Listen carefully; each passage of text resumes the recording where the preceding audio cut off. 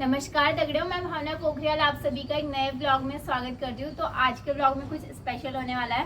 तो मैं जा रही हूँ अभी जेएस एकेडमी पल्लवपुरम फेज 1।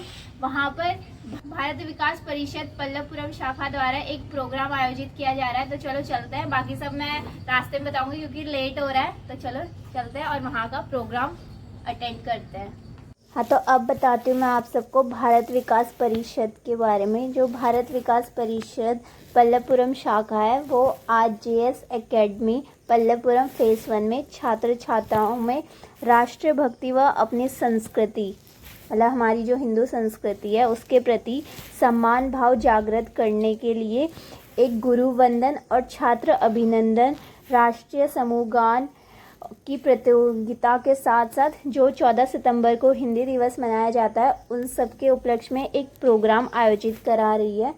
तो उसको अटेंड कर रहे हैं। और जो भारत विकास परिषद है वो संपर्क, सहयोग, संस्कार, सेवा और समर्पण इन 5 तत्वों पे काम करती है। तो चलो चलते हैं और पूरा प्रोग्राम अटेंड करते हैं। हम पहुंच गए हैं जेएस एकेडमी और पूरा भारत विकास परिषद का फंक्शन आज यहीं पर है।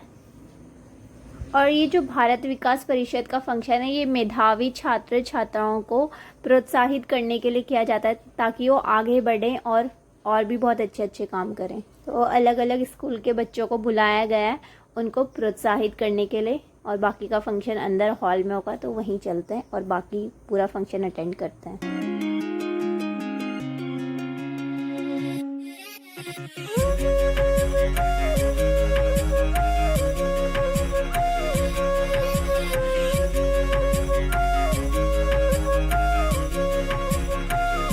हिंदी हूँ मैं, वतन भी मेरा, प्यारा हिंदुस्तान है, प्यारा हिंदुस्तान है।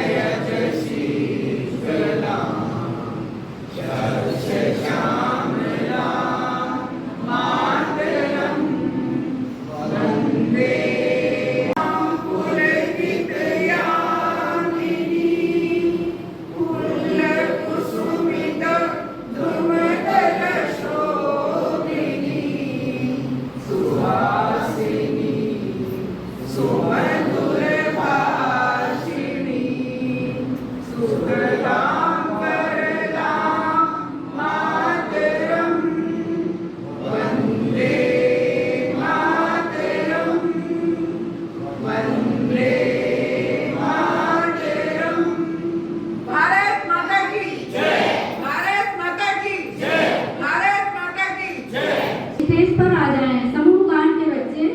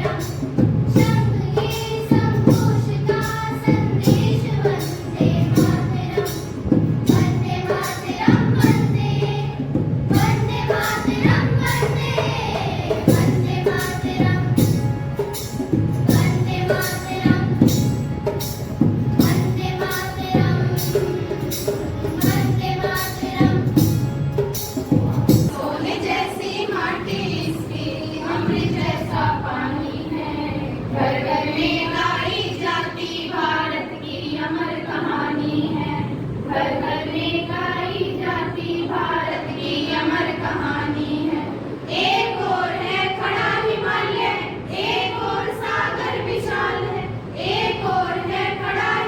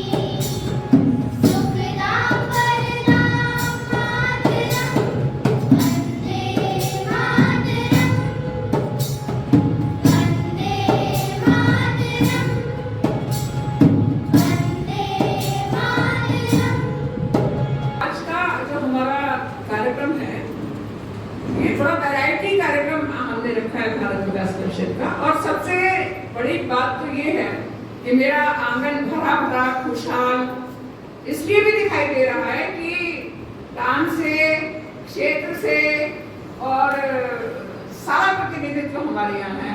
आलोक भटनागर जी वैसा तो आते ही रहते हैं, लेकिन आलोक भटनागर जी शायद पहली बार ही पल्लवपुरम में आए हैं।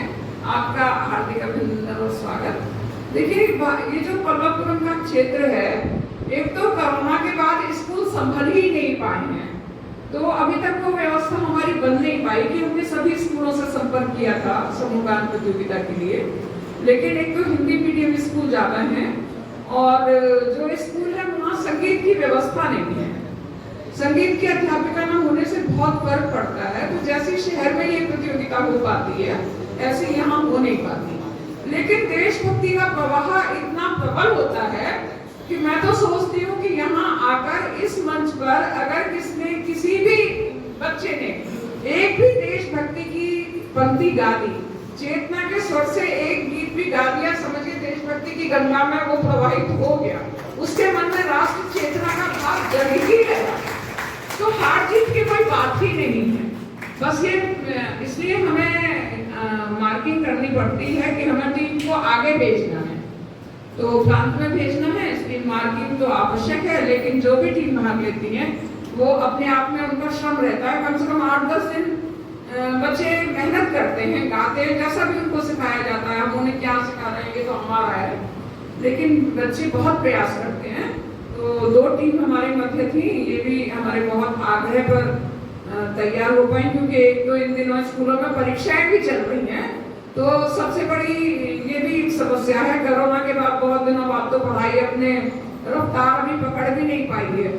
तो कोई स्कूल चाहता नहीं कि उसकी परीक्षा किसी प्रकार से भी प्रभावित हो। लेकिन फिर भी जिन स्कूलों ने हमें सहयोग किया, पहले तो उनका बहुत बहुत आभार, उनके पूरे स्टाफ का। उनके प्रधानाचार्य तो हमारे मध्य ही बैठी हैं, तो निवेदन है सचिव महोदय से कि उन्हें पुरस्कृत करें।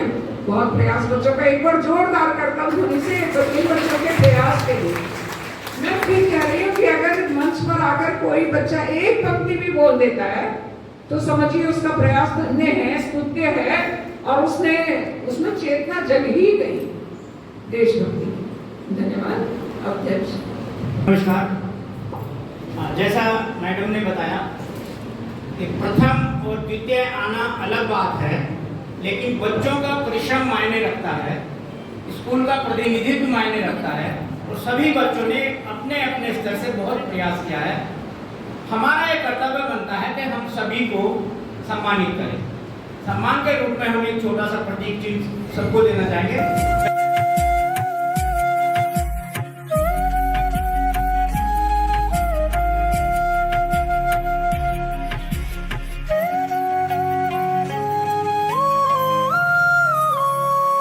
भारत विकास परिषद हिंदी दिवस को भी अपना एक प्रकल्प मानकर चलती है, और हिंदी अपनी राजभाषा है, तो जैसा कि अपने भारत में ही अपना हिंदी दिवस हम मनाते हैं। हालांकि बड़े हास्य की बात है कि अपनी मातृभाषा होते हुए भी हम उसे 10 दिन 15 दिन याद करते हैं, लेकिन फिर भी जो विडंबना है उसी में हम चल रहे हैं। और एक कविता है मजबूर सुल्तानपुरी की, मुझे बहुत प्रिय है। बहुत दिनों से मैं जब भी कभी मुझे अवसर मिलता है मैं पढ़ती हूँ, मैं पढ़ रही हूँ।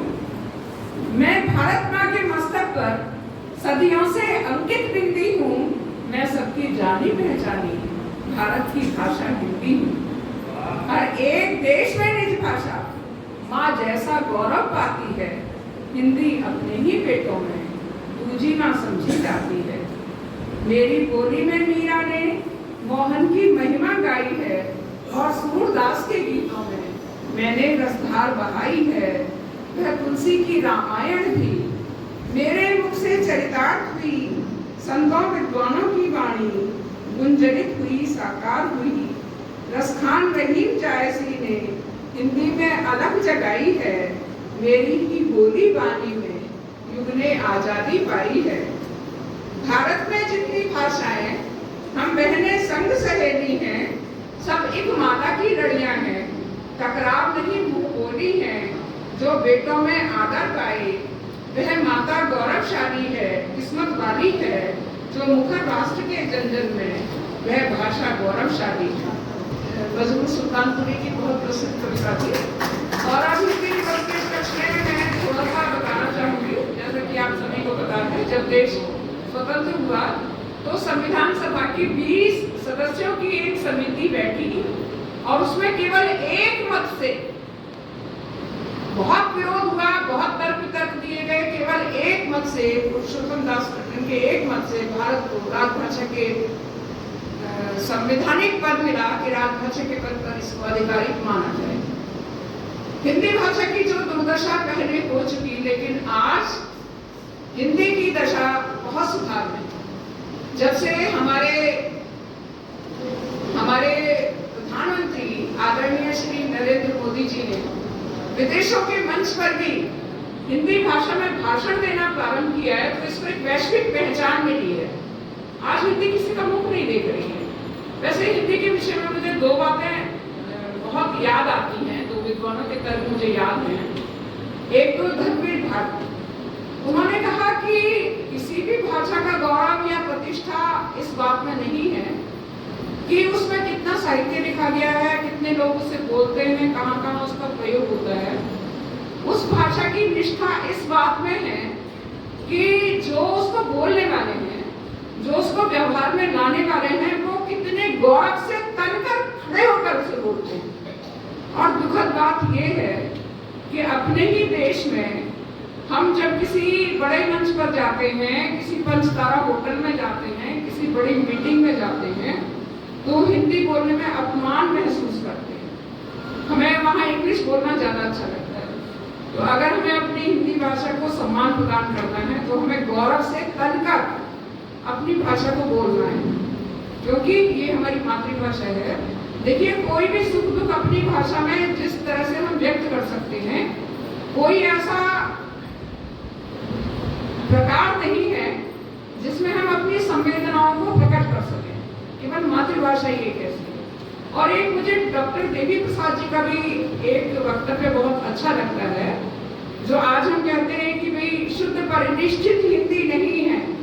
तो उनका कहना है कि जो भाषा जितनी विकृत होगी, जिस भाषा में जितने विकार आ जाएंगे, जिस भाषा में दूसरी भाषाओं के जितने अधिक शब्द सम्मिलित हो जाएंगे, वो भाषा उतनी ही विकसित माननी चाहिए।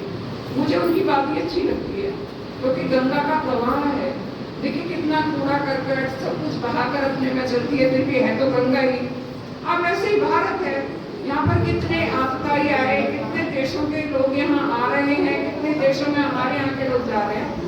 तो बहुत से शब्द ऐसे हिंदी में आ गए हैं जिनको हम हटा नहीं सकते, जिनकी जगह कोई बोलने के लिए दूसरा शब्द है ही नहीं। बताइए लालटेन की जगह क्या बोले? तो बहुत शब्द ऐसे हैं, और अगर उनकी जगह बोलेंगे तो वो समझ में आएंगे नहीं। तो हमने बहुत से शब्दों को आत्मसात किया है, कोई बुरी बात नहीं है, ये भाषा का विकास है, तो हमें इसे मानना ही पड़ेगा।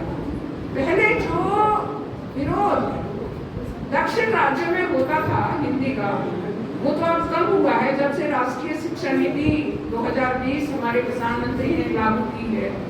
तो हिंदी को एक तीसरी भाषा के रूप में अनिवार्य कर दिया है पढ़ाना सभी राज्यों में, तो तीसरी भाषा के रूप में पढ़ाई जा रही है। जितने हिंदी के 4 प्रमुख समाचार पत्र जो हैं वो हिंदी में छपते हैं। जो देश के 4 प्रमुख समाचार पत्र हैं जो सबसे अधिक पढ़े जाते हैं वो हिंदी में छप रहे हैं। ये भी हिंदी के का विषय उज्जवल होने की एक गारंटी देते हैं। आप देखिए विज्ञापन, 90% विज्ञापन हिंदी में आते हैं। हिंदी में पत्र पत्रिकाएं प्रकाशित हो रही हैं। इंटरनेट की भाषा बन गई है हिंदी। ऐप्स हिंदी में आ रहे हैं। मोबाइल और कंप्यूटर की भाषा हिंदी। ये हम मानते हैं कि हिंदी वैज्ञानिक भाषा है। हिंदी जैसी भाषा कोई है नहीं। अंग्रेजी में तो अक्षर भी साइलेंट हो जाते हैं और हिंदी की तो बिंदी भी बोलती है। तो ये अपनी भाषा की विशेषता है। हमें अपनी मातृभाषा पर गर्व होना चाहिए, हमें इसे अपनाना है। अब हम देख ही रहे हैं कि आपको हिंदी में रोजगार भी उपलब्ध हो गए हैं। किसी भी भाषा का विकास इस बात से भी माना जाता है, उसका व्यापार, उसका आर्थिक विकास, वो दुकान में कितनी चल रही है। तो आप देखिए, आप अगर अपने अपने देश की वस्तुओं को, जब से प्रधानमंत्री जी ने एक मंत्र दिया है कि स्वदेशी भारत और निष्पक्ष भारत, तो तब से हिंदी के प्रति हमारा आग्रह और अधिक बढ़ा है। हमें हिंदी को अपनाना ही है। अब हम देख रहे हैं कि सभी जगह आप देखिए कि हिंदी व्यापार की भाषा है, हिंदी रोजगार की भाषा है। अब जो कोरोना काल आया उसमें चीन से जो जिन देशों का विस्तार था व्यापार का, उन्होंने अपने बोरिया बिस्तर समेटना शुरू कर ही दिया है। चीन का व्यापार देखकर वो कहाँ आएंगे? आज आप सबसे बड़ा बाजार दूसरे देशों को कहाँ दिखाई दे रहा है। तो जब भारत में दूसरे देश व्यापार के लिए आएंगे तो देखिए रोजगार के अवसर कितने बढ़ेंगे, कितने ट्रांसलेटर चाहिए, कितने अधिक भाषा की पुस्तकें लिखी जाएंगी, कितने विज्ञापन बनेंगे, कितनी दूसरी चीजें बनेंगी। तो हिंदी के जो भविष्य है, उज्जवल भविष्य है, उस पर कोई संदेह है नहीं। तो मैं फिर यही कहूँगी कि यदि अपनी भाषा बोलेंगे, हिंदी भाषा अपनाएंगे, तो दुनिया के हर कोने में भारतवासी कहलाएंगे। तो दुनिया के हर कोने में भारतवासी कहलाएंगे। हिंदी ऐसी भाषा है जिसके विषय में जितना बोलो उतना कम है। लेकिन यहाँ 3 वक्ता भी और भी हैं। अलका जी बोलेंगी, 2 बच्चे भी बोलेंगे। तो मैंने अपने विषय को बहुत संक्षिप्त करके अपनी बात रख दी है। आशा है सबको इतने ध्यान से मेरे पास द्वार तिहारी उसके तन को छूले तो बन जाए मखमल। शिक्षक होते हैं गंगा जल, शिक्षक होते हैं गंगा जल। उत्तराखंड मेरी मातृभूमि, मातृभूमि ओ मेरी पितृभूमि। ओ भूमि तेरी जय जयकारा, जय माँ।